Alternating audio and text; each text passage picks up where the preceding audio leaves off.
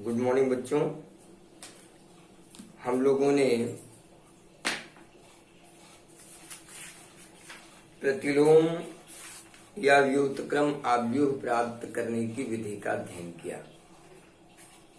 काफी क्वेश्चन मैंने बताए, बाकी छोटे छोटे प्रश्न आप लोग स्वयं कर सकते हैं अगर आप प्रयास करेंगे तो। आइए आज एक नई टॉपिक का अध्ययन करते हैं कि जो हमने पढ़ा उसका उपयोग क्या है। तो बच्चों देखो, रेखीय समीकरण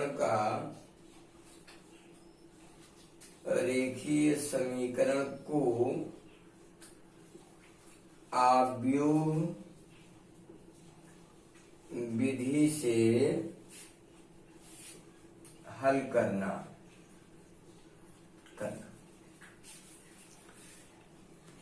जो विधि हम लोगों ने पढ़ाया उस विधि का प्रयोग हम रेखीय समीकरणों को हल करने में करेंगे।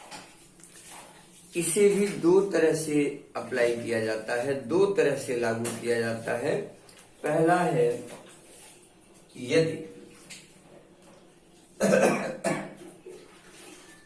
a1x b1y c1z equal to d1, a2x b2y c2z equal to d2, a3x b3y c3z equal to d3। मान लीजिए ये तीन चर राशि का रेखीय समीकरण है जिसे हमें आव्यूह विधि से हल करना है। दो चर राशि का रेखीय समीकरण भी हो सकता है, तो हम बड़े को ही बताते हैं।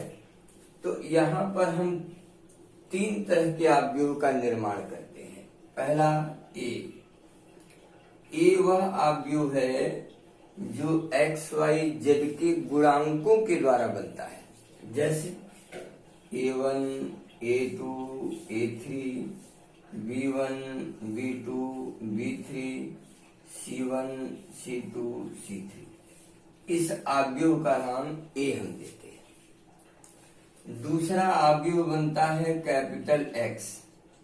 ये अज्ञात चर राशियों का आव्यूह है, जैसे X, Y और Z। तीसरा आव्यूह बनता है B।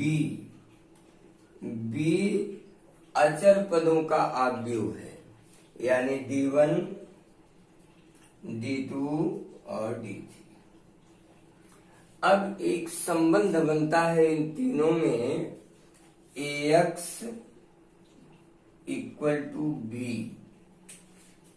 ये संबंध है। इस संबंध का प्रयोग हम करते हैं और ऐसी स्थिति में X बराबर होता है A इनवर्स B। ये देखिए इंपॉर्टेंट चीज। अब इसमें क्रिया क्या क्या है? एक लॉन्ग क्वेश्चन है। अगर आप अपना बोर्ड परीक्षा का प्रश्न पत्र उठा के देखेंगे तो हर साल आपको एक सवाल मिलेगा, प्रश्न नंबर 7वां 8वां 9वां में लॉन्ग में, और 8 नंबर के क्वेश्चन होते हैं। करना क्या है, पहले आप आव्यूह का निर्माण करें।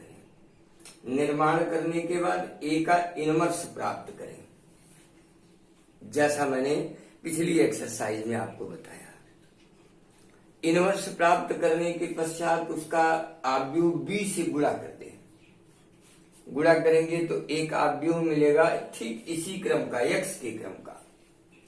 फिर हम दो आव्यूह के समानता के सिद्धांत का प्रयोग करते हुए तुलना कर देते हैं।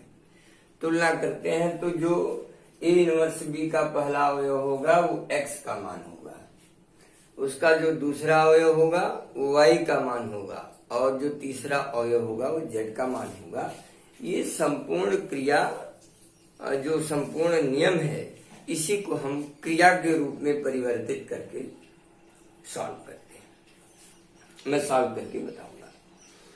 दूसरा नियम है बच्चों क्रैमर का नियम, क्रैमर रूल इसको बोलते हैं। क्रैमर रूल देखिए, यही समीकरण है, मान लीजिए a3x b3y c3z d3, Cramer का नियम।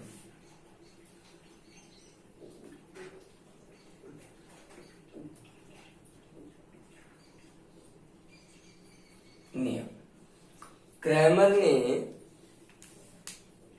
x, y, z और अचर पद में एक के गुणांकों में माने सारी चीजों में एक संबंध बनाया और अलग अलग सारणी बनाई।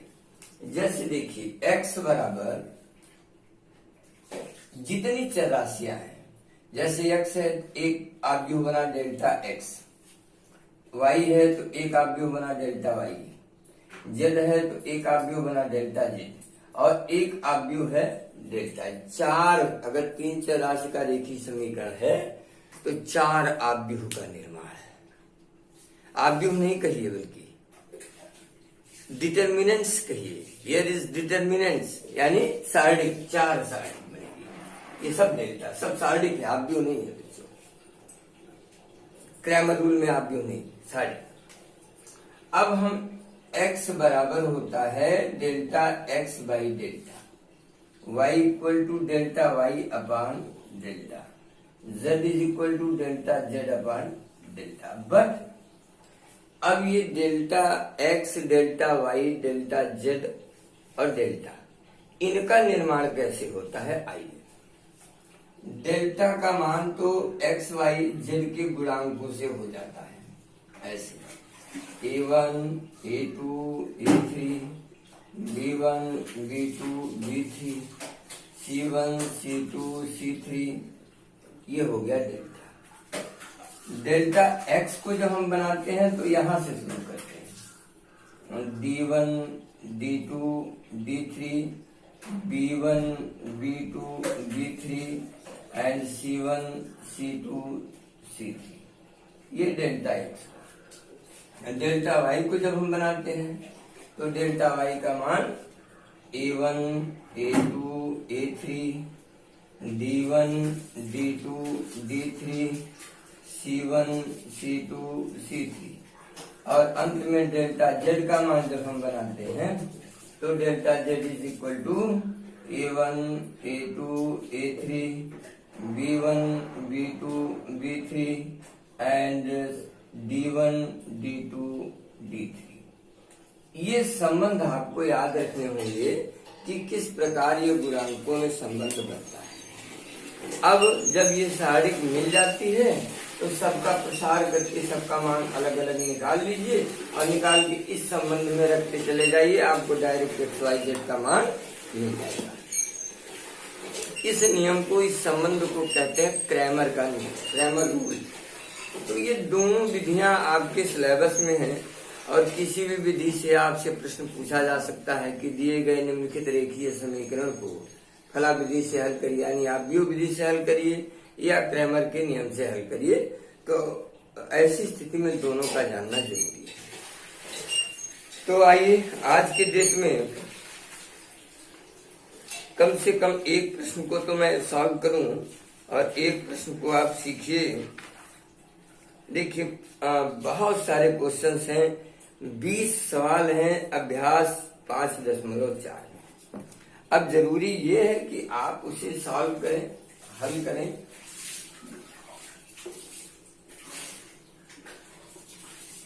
पहला तो नियम, आइए आव्यूह विधि का प्रयोग करें।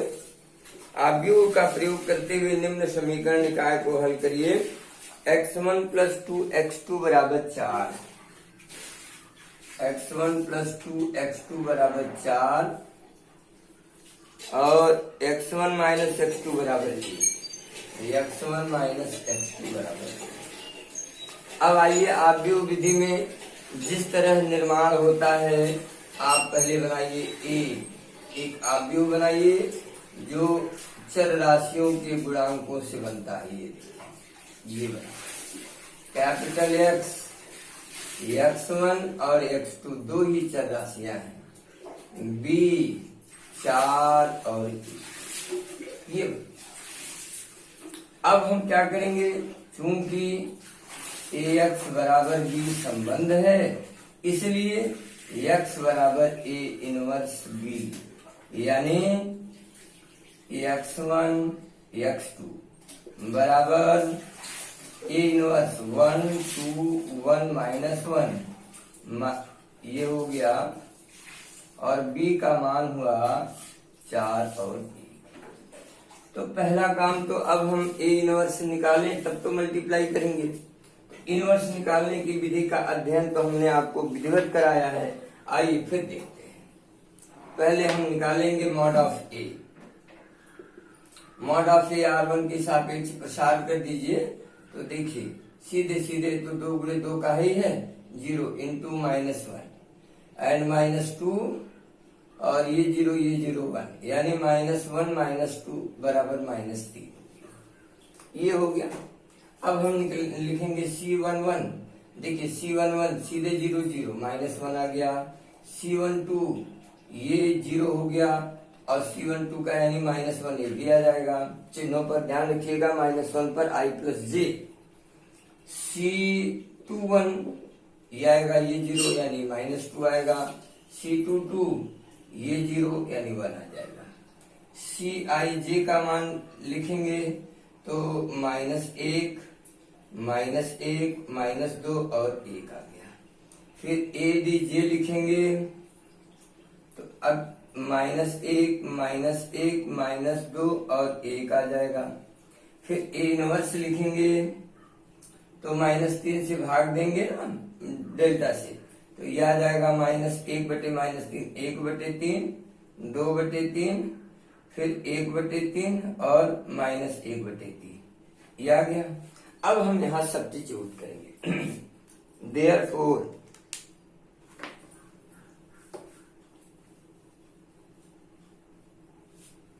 इसलिए x1 x2 इक्वल टू 1/3 2/3 1/3 -1/3 और मल्टीप्लाई बाई 4 and 1। अब गुणा के R2C होता है बच्चों, तो R2C करेंगे तो 4/3 और धन 2/3, एक एलिमेंट हुआ, और फिर 4/3 और 1/3 ये दूसरा एलिमेंट हुआ। आप इसे सॉल्व करेंगे तो 4 2 6/3 यानी 3 दूनी 6, और 4 में से 1 गया 3/3 माने 1 हो गया, और ये हो गया x1 और x2। अब तुलना करेंगे तो x1 का मान हो गया 2 और x2 का मान हो गया 1। आप संतुष्ट करा सकते हैं, x1 का मान 2 और x2 का मान 1 रखेंगे 4 आएगा, और यहाँ रखेंगे तो 1। अब आप इस क्रिया में तो 2 चर राशि का था, 3 का भी हो सकता है, लेकिन ये देखिए जैसे अब मल्टीप्लाई करना है, ये आपको आना चाहिए, इनवर्स मैट्रिक्स निकालने आना चाहिए। ये दोनों क्रिया पर पूर्ण आधिपत्य जब आपका होगा तभी आप इसको कर सकते हैं, अन्यथा आप कर नहीं पाएंगे। तो देखिए पहला है, दूसरा है, 2 सवाल तो ऐसे हैं जो 2 चर राशि के हैं, और बाकी सब 3 चर राशि के हैं। तो मैं चाहूंगा कि आप लोग कम से कम 2 चर राशि का जो है उसको आप लोग करें, फिर बड़े सवाल को कल मैं आगे प्रोसीड करूंगा। आज इसको इतना अध्ययन करिए, पीछे का भी करते रहिए, क्योंकि बैक आपका सही होगा तभी आप आगे चल पाएंगे, अन्यथा आपके लिए समस्या होगी। आज के लिए बस इतना ही। Thank you.